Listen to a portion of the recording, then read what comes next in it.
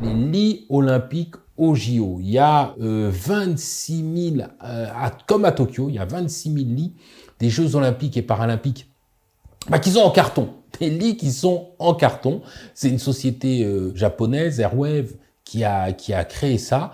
L'objectif de l'utilisation de ces lits, c'est à la fois économique, ça coûte moins cher. Faut imaginer qu'il y a 26 000 lits, et ça pourrait être utilisé pendant 15 jours, enfin pendant un mois avec les Jeux paralympiques, mais après on les utilise plus.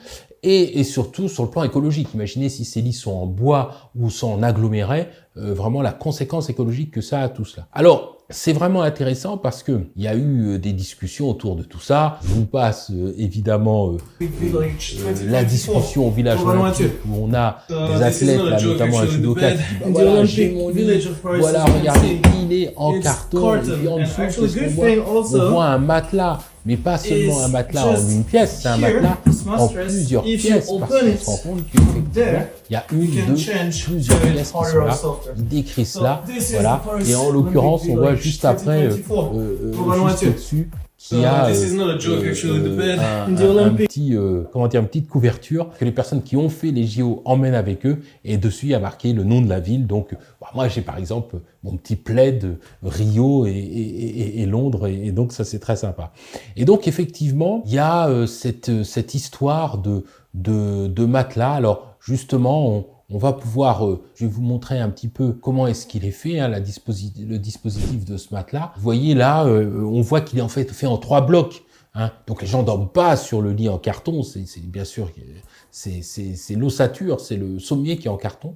Et vous voyez que en fait, il peut y avoir des blocs qui sont ou soft, ou légèrement dur ou très dur. Et donc, en fonction du poids de chacun, il peut y avoir un intérêt à utiliser un extra ferme plutôt pour pouvoir soutenir en fait le corps. Donc, il y a comme ça des propositions qui sont faites en fonction que la personne ait... je vais peut-être remontrer ce truc parce que je trouve qu'il est assez intéressant, des propositions qui sont faites en fonction que la personne est runner, coureur, ou voilà, il va être modérate. S'il est rugbyman, modéré en haut, extra ferme au milieu, donc ils ont le bassin lourd, les rugbyman, et ferme là, et par exemple les judokas, on propose quelque chose de plus équilibré. Donc on voit en fonction effectivement des sports et du gabarit des personnes, des combinaisons différentes. Sachant qu'il y a même la possibilité éventuellement d'en mettre une quatrième pour pouvoir, en fait, pour les personnes qui sont très grandes. Et ça, on sait que ça a toujours été d'ailleurs un souci, notamment pour les basketteurs. On pense aux basketteurs qui sont très grands et où il y a vraiment un intérêt. Et ça coûte évidemment moins cher. Donc il y a vraiment...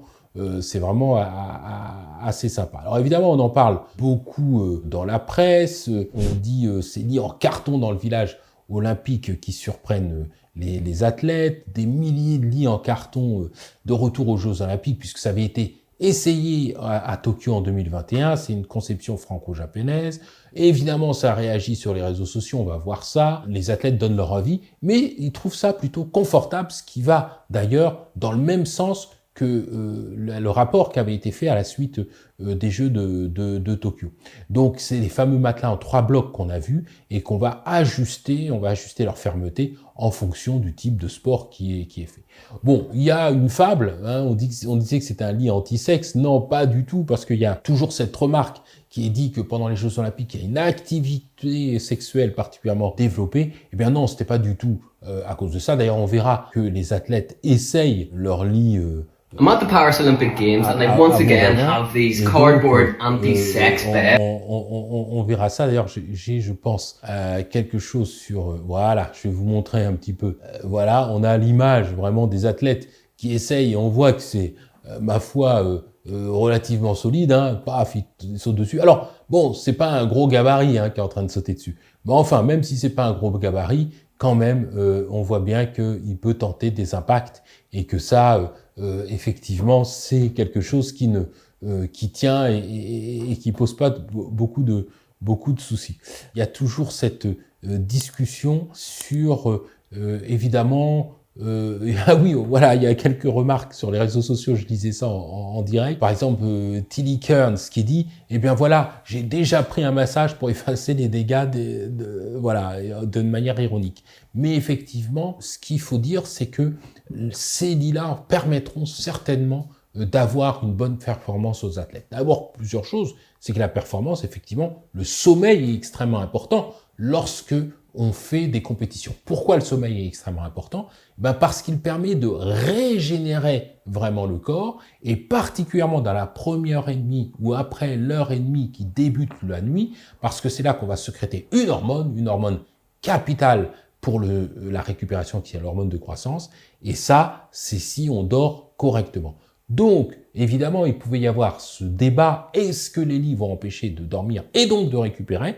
Mais là, on sait qu'ils sont étonnamment confortables, c'est ce que le rapport indique, et c'est ce que disent généralement les athlètes qui dorment dessus.